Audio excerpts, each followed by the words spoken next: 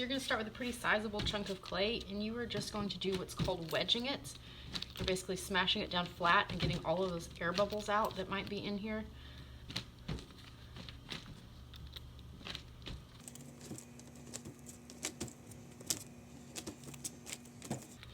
And then once you're fairly happy with it, you're just going to start kind of smashing it down to get it flat. You'll notice I do have this brown paper. This keeps it from sticking to the desk, but it also starts to suck the moisture out of it after a while. And so you want to make sure you're working fairly quickly. You don't want to spend a super long time doing this. Okay, so I have it fairly flat, and then I'm just going to go in with the rolling pin. You don't want to immediately put a whole lot of pressure. You want to kind of take it in layers. Flatten it out slowly.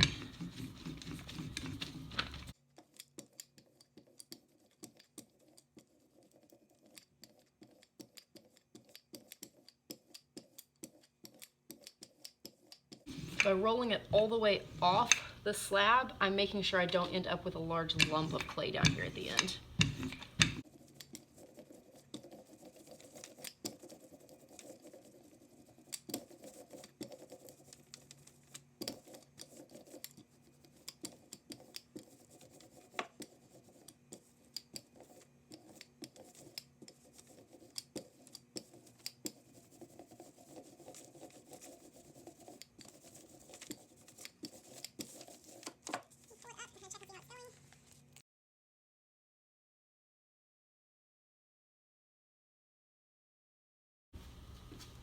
So you're going to need something to cut with. I'm just going to use this plastic knife. If you want to use one of the metal tools, that's fine.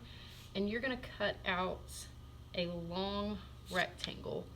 And if it helps you, if you're not very good at cutting straight lines, you could even cut it out on paper and then lay the paper on top to use as a template.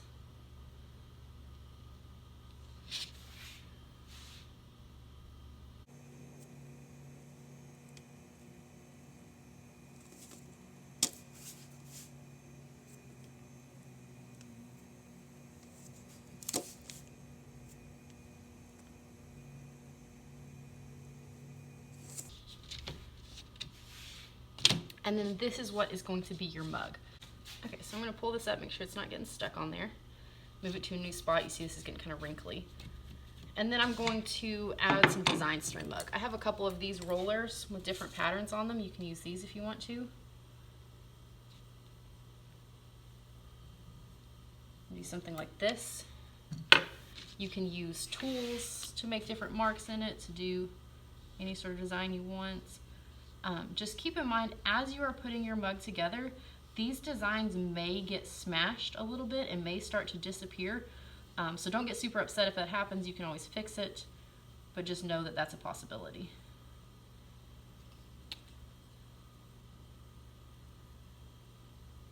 So you can try all sorts of things.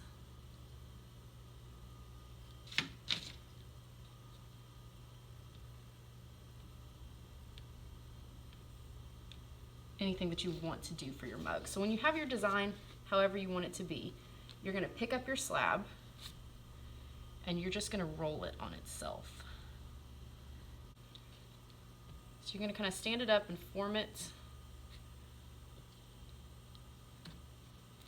into somewhat of a circle.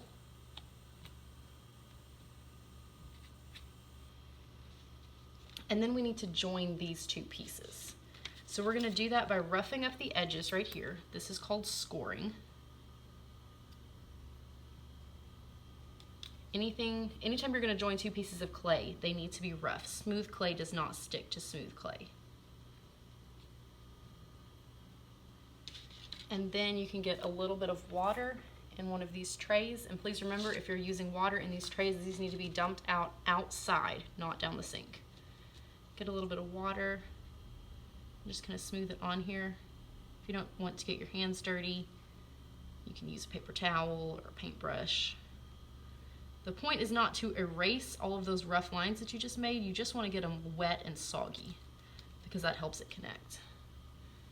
And then you just bring your pieces together and then join them.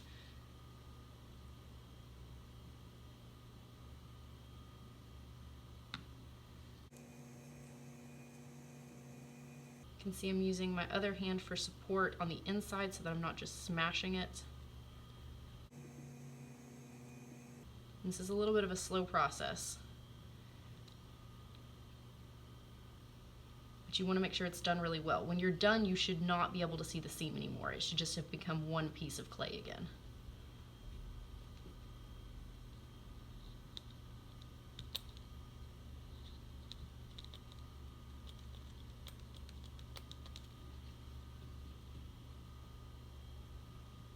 Like that.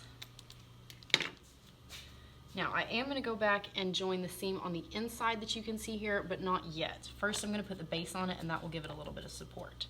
So I'm going to get these leftover pieces, squish them back together, and roll them out again so it's about the same thickness as the mug. So I just want this to be big enough that I can set my mug on it just like that. I'm going to take this opportunity to really shape the mug into the shape that I want it to be. Make sure it's as round as I need it to be, and then I'm just going to cut around the base.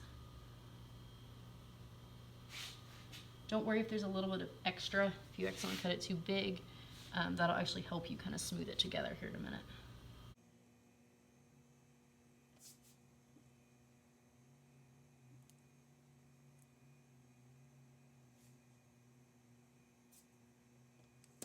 And pull off the extra clay.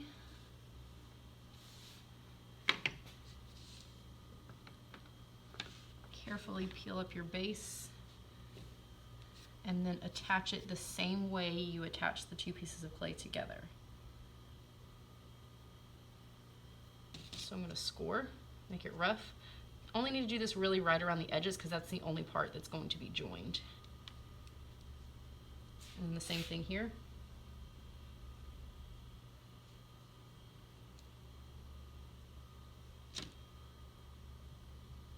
Get a little bit of water.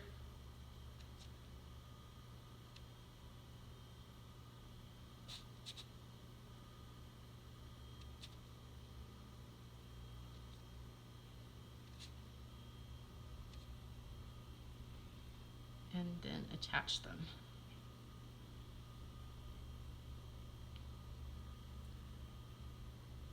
And again, you're going to go back and smooth out that seam so that you can't even see it anymore.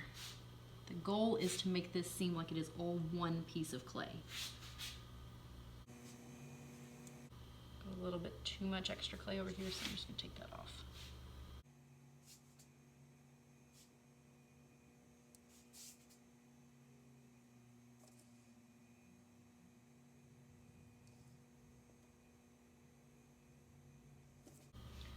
While your piece is sitting upside down like this, take advantage of it and write your initials in the bottom.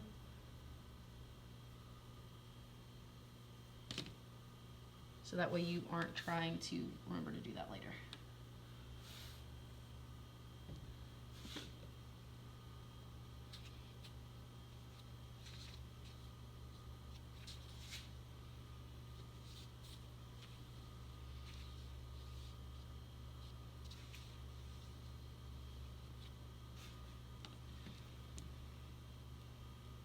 So like I said, we're going to seal up the seam on the inside as well. So if you'll just get a little piece of clay and roll it out, and then put this over your seam, like that, make sure it's long enough.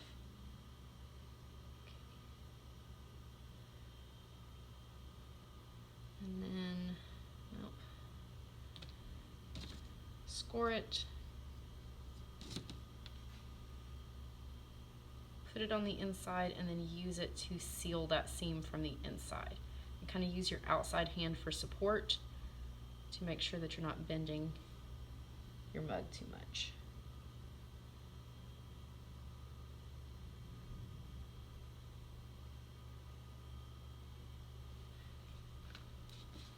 So this is what I'm doing. So I'm just going in and smoothing this out. You want to get it, again, completely smooth so that you can't see that it exists anymore.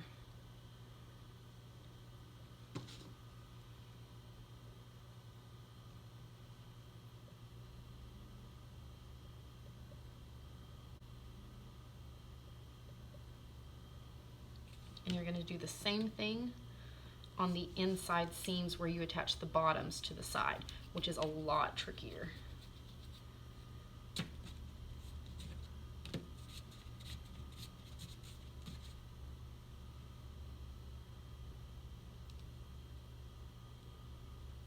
you're going to put these in.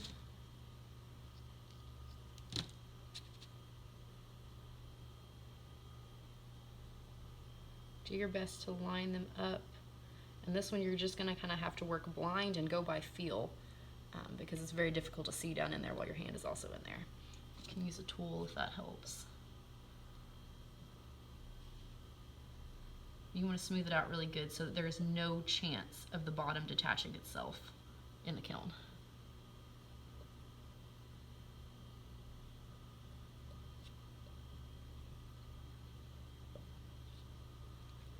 So when you have done that and you have sealed it all the way around, you might want to go back and reassess your design and see if there's anything you need to carve in more, if it's kind of, especially here where your seam is, and you can see my seam is poking through a little bit there. Make sure that's clean.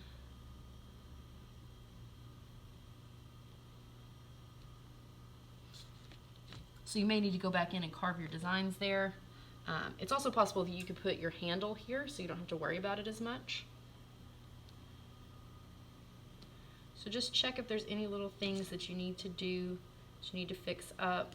You want to try to get it smooth. If you're getting, you can see in this area I've got some cracks here. I can very, very gently smooth those out with a little bit of water. You don't want to overdo it though. You don't want to make this just a completely soggy mess. The last thing you're going to do is create your handle, and there are a ton of different ways that you can make a handle. You can do a handle from a slab, like this.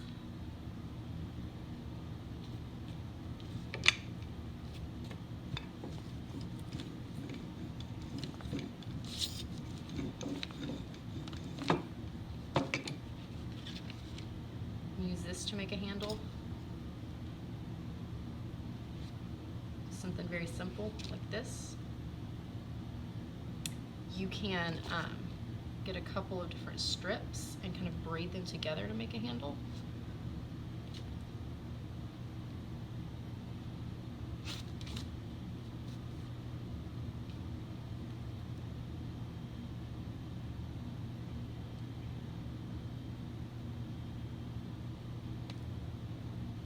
Like this.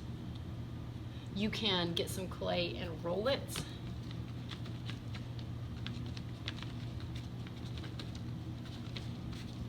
To make a rounded handle.